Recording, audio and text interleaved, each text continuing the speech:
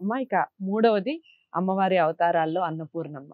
మిమ్మల్ని చూస్తే అలాగే కనిపిస్తారు నాకు. అంటే జ్ఞాన సంపద ఈ ఎలా ఉంటుంది అంటే మనం ఆహారం పెడితేనే కాదు, ఏది పెట్టినా అది ఆహారమే కదా!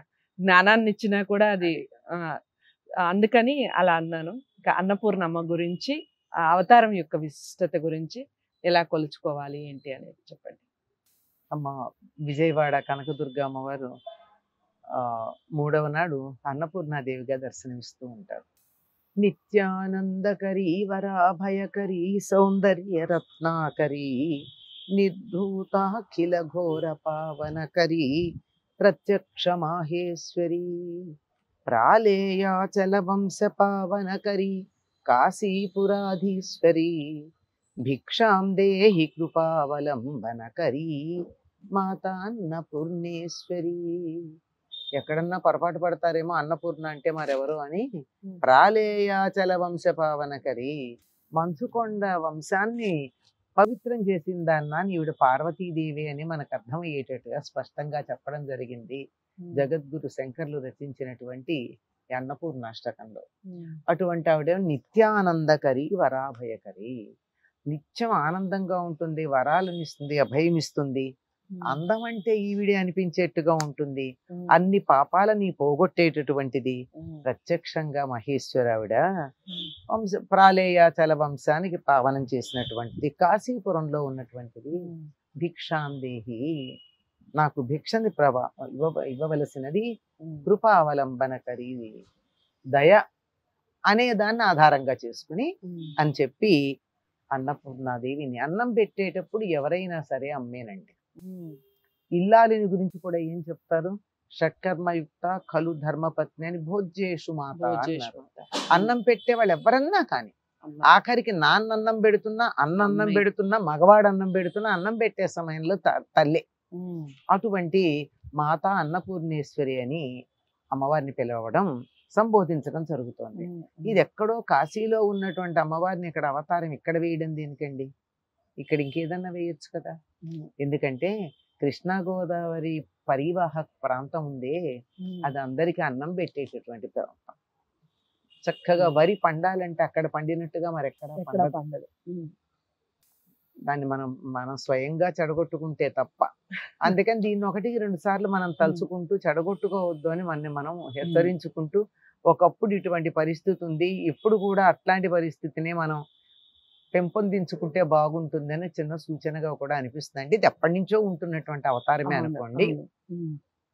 అటువంటి అన్నపూర్ణాదేవిని ఏమడిగారు? అన్న దేవి అని అనలేదు కదా, ఏమన్నారు? అన్నపూర్ణ. అన్నం కావలసినంత ఇచ్చేది, నిండుగా ఉన్నటువంటి, పూర్ణంగా ఉన్నటువంటి తల్లి అన్నపూర్ణాదేవి. అటువంటి ఆవిడ్ని ఏమడిగారు అంటే, జ్ఞాన వైరాగ్య సిద్ధ్యర్థం భిక్షాం దేహి చ పార్వతీ. ఏం కోరుకుంటున్నాం మేము? ఆకలి తీరాలని కోరుకుంటున్నాం. శరీరానికి ఒక ఆకలి ఉంటుంది, మనస్సుకు ఒక ఆకలి ఉంటుంది, ఆత్మకి ఒక ఆకలి ఉంటుంది. శరీరానికి ఆకలి తీర్చేది అన్నం, మనస్సుకు ఆకలి తీర్చేది జ్ఞానం, ఆత్మకి ఆకలి తీర్చేది వైరాగ్యం. జ్ఞానం ఉంటే కదా వైరాగ్యం ఉంటుంది. జ్ఞానం సంపాదించాలంటే శరీరం ఉండాలి, శరీరం ఉండాలి అంటే దానికి అన్నం కావాలి. కనుక అటువంటి అన్నాన్ని ఇచ్చి దాంతో పాటుగా జ్ఞానము వైరాగ్యము మాకు కావలసినంత ఇవ్వు తల్లి అని చెప్పి, శంకర్లకి జ్ఞానం కావాలా, శంకర్లకి వైరాగ్యం కావాలా? మనందరికీ, మన కోసం వారు మనకు ప్రార్థించినటువంటిది, మన అమ్మవారిని ప్రార్థించేది అది. అన్నపూర్ణ అన్న పదం ఎందుకు వాడారంటే, ధనపూర్ణ ఇది వాడం, ధనలక్ష్మి అన్నామే గాని. ఎందుకు అంటే ఏదైనా ఎంత ఇచ్చినా తృప్తి ఉండదు కానీ, ఇంకా ఆఖరి జ్ఞానం కూడా ఇంకా కావాలి ఇంకా కావాలి అనిపిస్తూనే ఉంటుంది, ఇంకా నేర్చుకుందామని.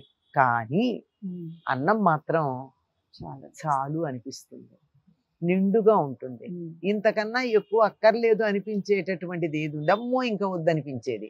తర్వాత వైరాగ్యం కూడా మనకి అన్నం వల్లే కలుగుతుంది. ఇప్పుడు అన్నం పెట్టాం, కొంత తిన్నాక చాలంటారు, మరి కొంత పెడితే బాబోయ్ వద్దంటారు, ఇంకా మరి కాస్త పెడితే ఏమవుతుంది?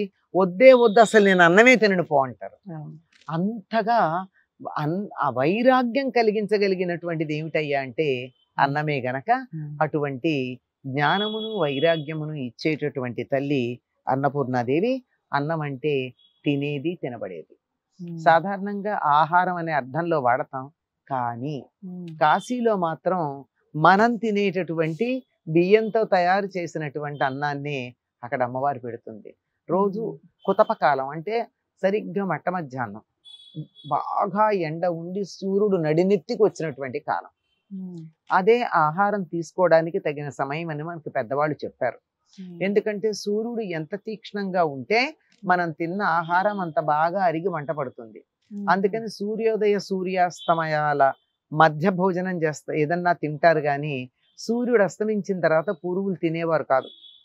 అందువల్ల 120 ఏళ్ళు బతికారు కదా.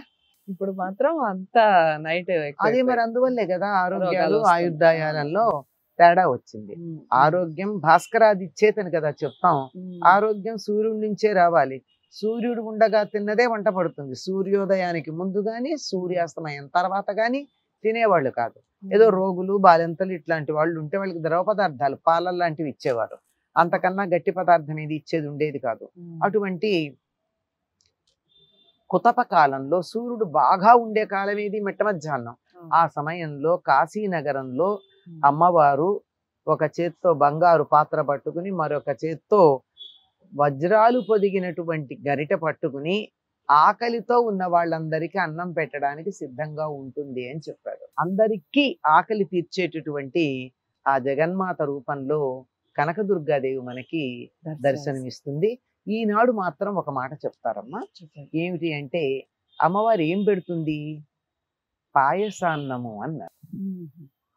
పాయసం అంటే బియ్యం, ఆవు పాలు, బెల్లం వేసి చేసినటువంటిది కనుక అటువంటిది ఆవిడ పంచుతూ ఉంటుంది. కనుక అన్నపూర్ణాదేవిని పూజించి ఈ రూపం ఉన్న రోజున పాయసం ప్రధానంగా చేస్తాం.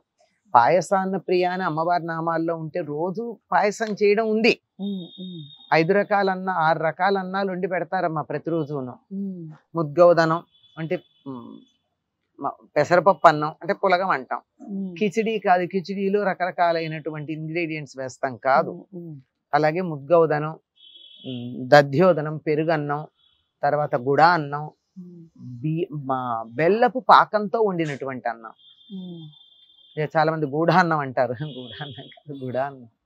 తర్వాత స్నిగ్ధౌదనం, నేతితో వేయించినటువంటి బియ్యంతో చేసిన అన్నం, హరిద్ర అన్నం. వాటితో ఇవన్నీ 6 రకాల అన్నాలు వండి నైవేదన పెట్టడం చాలా మంది ఇళ్లలో మనం చూస్తాం. ఈ రోజు మాత్రం ఒకవేళ మిగిలిన రోజుల్లో ఏదన్నా చేసినా చేయకపోయినా ఈనాడు మాత్రం తప్పనిసరిగా పాయసాన్నం వండి పెడతారమ్మా.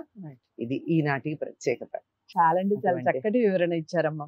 నిజంగా నేను కార్యక్రమం మొదటే చెప్పాను, అన్నపూర్ణ అనగానే మనకి అనంతలక్ష్మి గారే గుర్తొస్తారు అని. ఇప్పుడు ఈ వీడియో చూసిన తర్వాత ఏవైతే లక్షణాలు ఉన్నాయో అవి ఖచ్చితంగా అన్నపూర్ణ లక్షణాలన్నీ కూడా అనంతలక్ష్మి గారిలో ఉన్నాయి. చాలా కాలంగా నేను ఫాలో అవుతున్న ఏకైక వ్యక్తి ఎవరైనా ఉన్నారు అంటే అది అనంతలక్ష్మి గారు. తన వీడియోస్ కానీ చెప్పే మాటలు కానీ ముందు తను పాటిస్తారు, తర్వాతనే మనకి చెప్తారు. అలాగే మీరందరూ కూడా ఈ వీడియోస్ని చూసిన వాళ్ళందరూ కూడా అందరికీ షేర్ చేసే ప్రయత్నం చేయండి. ముఖ్యంగా పిల్లలకి చూపించండి. పెద్దవాళ్ళందరూ కూడా ఆచరించే ప్రయత్నం చేయండి. ఇక వీడియోని లైక్ చేసి అందరికీ షేర్ చేయండి. ఛానల్ని సబ్స్క్రైబ్ చేసుకోండి. తదుపరి అమ్మవారి అవతారంతో మళ్ళీ కలుద్దాం. నమస్తే.